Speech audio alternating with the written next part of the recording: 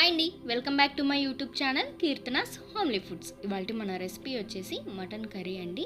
చాలా తక్కువ ఇంగ్రీడియంట్స్తో సింపుల్ గ్రేవీతో చాలా ఫాస్ట్గా చేసుకోవచ్చు. మరి ఈ రెసిపీ తయారీ విధానం ఏంటో చూసేద్దాం. ముందుగా నేను ఒక హాఫ్ కేజీ మటన్ని తీసుకున్నానండి. ఇలా లేత మటన్ని తీసుకుంటే చాలా టేస్టీగా ఉంటుంది. దీన్ని కడిగి పక్కన పెట్టుకోవాలి.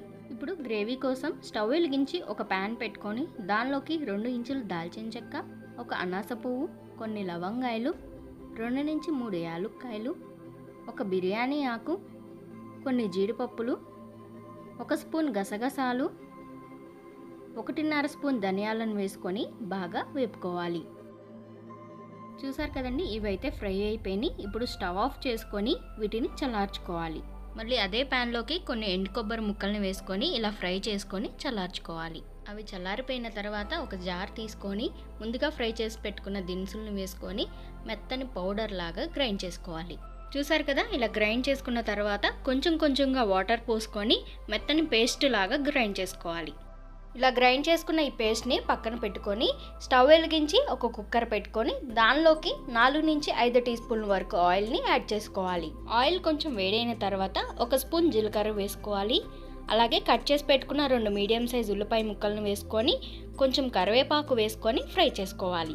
ఇలా ఫ్రై చేసుకున్న తర్వాత దీనిలోకి 1 స్పూన్ అల్లం చిన్నులపాయ పేస్ట్ వేసుకొని అడుగు పట్టకుండా పచ్చివాసన పోయేంత వరకు ఫ్రై చేసుకోవాలి.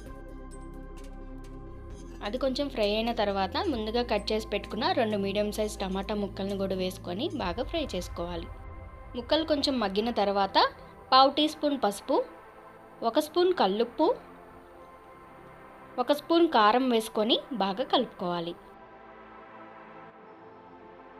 ఇవి బాగా కలుపుకున్న తర్వాత ముందుగా కడిగి పెట్టుకున్న మటన్ కూడా వేసుకున్న పసుపు, ఉప్పు, కారం బాగా ముక్కలు పట్టే విధంగా కలుపుకోవాలి. ఇలా కలుపుకున్న తర్వాత కుక్కర్ విజిల్ పెట్టకుండా మూత పెట్టి 2 నిమిషాల పాటు ముక్కల్ని మగ్గించుకోవాలి. 2 నిమిషాల తర్వాత చూసారు కదండి, ముక్కల్లో నుంచి వాటర్ అంతా బయటకు వచ్చి చక్కగా ఉడుకుతుంది. ఇప్పుడు దీనిలోకి ముందుగా గ్రైండ్ చేసుకున్న పేస్ట్ని కూడా వేసుకోవాలి. అదే జార్లో కొంచెం వాటర్ కూడా యాడ్ చేసుకొని వేసుకుంటున్నానండి.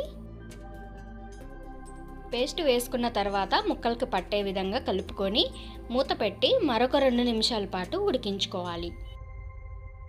చూసారు కదండి, మటన్ అయితే చక్కగా ఉడుకుతుంది. ఇప్పుడు ఒకసారి కలుపుకొని ముక్క మునిగేంత వరకు వాటర్ పోసుకుంటే సరిపోతుందండి. ఎక్కువ వాటర్ ఏమి పోయక్కర్లేదు.